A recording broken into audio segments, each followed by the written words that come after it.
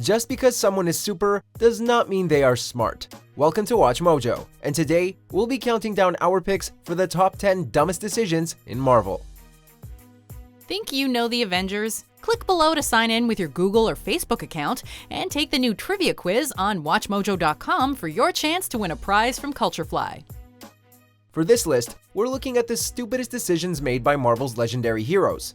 Only comics will be considered, so Robert Downey Jr.'s Iron Man can rest easy. Please note, a spoiler warning is now in effect. Number 10. X-23 forgoes her training to fight as Sentinel. On the surface, Laura Kinney seems like a female version of Wolverine, but the artificially generated mutant is a highly gifted tactician with a background in covert ops. Prior to conflict, X-23 examines all the variables to determine the most effective method to eliminate an enemy. The only reason Laura would forego a lifetime's worth of conditioning is if a comic like Avengers Arena really needs the superhero to lose. Up against the Sentinel and Death Locket controlled by Apex, Laura determines a non-strategic full frontal assault to be the wisest tactic. Such wild displays of hot-headedness are typically reserved for Logan. Number 9. The Avengers hire Teen Tony to fight Rogue Tony.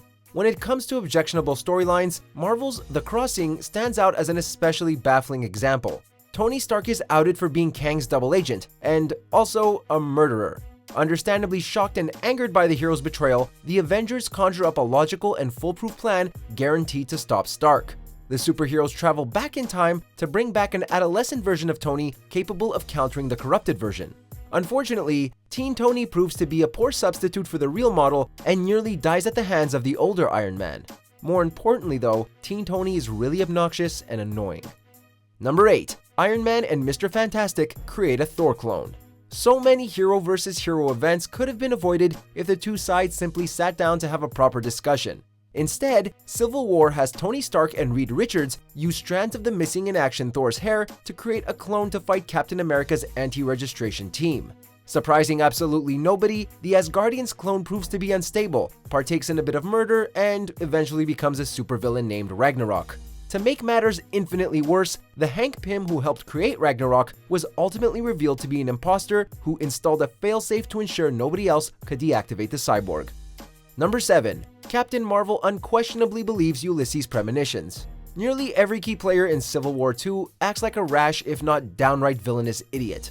Ulysses is an inhuman with the ability to see the future, prompting Captain Marvel to lead a group of heroes in preemptively arresting people before a crime is even committed. Putting aside the obviously ethically suspect stance taken by Carol Danvers, Tony Stark proves Ulysses' visions are based on probability and are not entirely reliable. So, how does Captain Marvel react?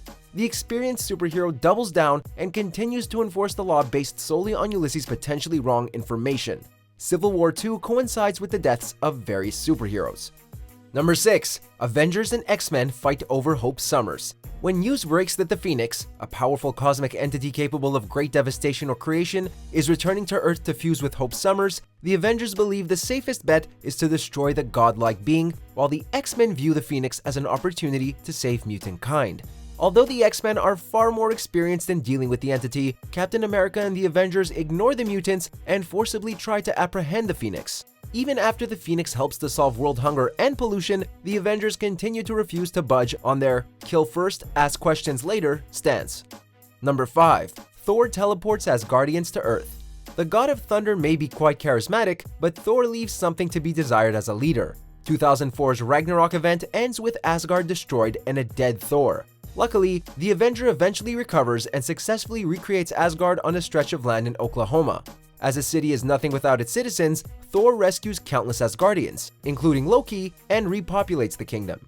Rather than stick around and educate Asgard's people on Earth's customs, as any competent leader would, Thor heads out on a number of missions and leaves the inexperienced Asgardians to their own devices. It also puts Asgard in the crosshairs of Norman Osborn, eventually leading to its destruction.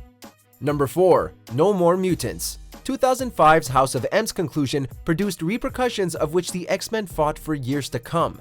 Scarlet Witch creates an alternate reality with mutants as the dominant species and humans as the repressed minority. Long story short, Scarlet Witch utters the phrase, "No more mutants," and the world changes back to normal, albeit with one rather massive change. Millions of mutants are rendered powerless, leaving only a few hundred to fend for themselves. By rendering mutants on the verge of extinction, the X-Men become a spent force too preoccupied with surviving to contribute much in future storylines. Number 3. The Avengers let Miss Marvel go with her rapist. Operating under the pseudonym of Miss Marvel, Carol Danvers abruptly winds up pregnant and gives birth to a baby boy.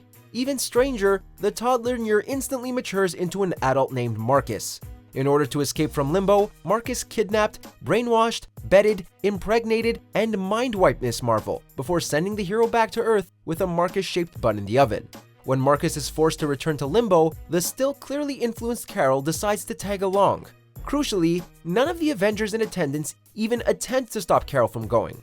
Eventually, Miss Marvel returns and gives the heroes a well-deserved tongue lashing. Number 2. Hank Pym creates Ultron. While the Marvel Cinematic Universe shifts the blame to Tony Stark, in the comics, it's Hank Pym who is responsible for creating Ultron. In the name of science, the original Ant-Man applies his own mind as the basis to design a highly advanced robot. Proving to be a chip off the old block, Ultron promptly gains awareness, rebels, and hypnotizes Hank into forgetting everything. Since 1968, an upgraded version of Ultron shows up periodically to threaten to destroy the world or attempt to create a wife based on Hank's own spouse. Putting aside all the wanton destruction and Oedipal complex, nobody can say Hank failed to push the limits of artificial intelligence. Number 1. Peter Parker sacrifices his marriage. One More Day stupidity works on multiple levels. Following 2 decades of a mature Spider-Man, Marvel idiotically elected to bring back the superhero's glory days by pressing the reset button. Believing Bachelor Spider-Man to be the most marketable version, Marvel has Peter reach an agreement with Mephisto to sacrifice the hero's stable marriage to Mary Jane in exchange for saving Aunt May. Over the course of 4 comics, Marvel erases about 20 years worth of character development. Adding insult to injury, One More Day even teases Mary Jane and Peter's potential daughter, a person readers are likely to never meet. Do you agree with our picks? Check out these other great clips from WatchMojo, and be sure to subscribe and ring the bell to be notified about our latest videos.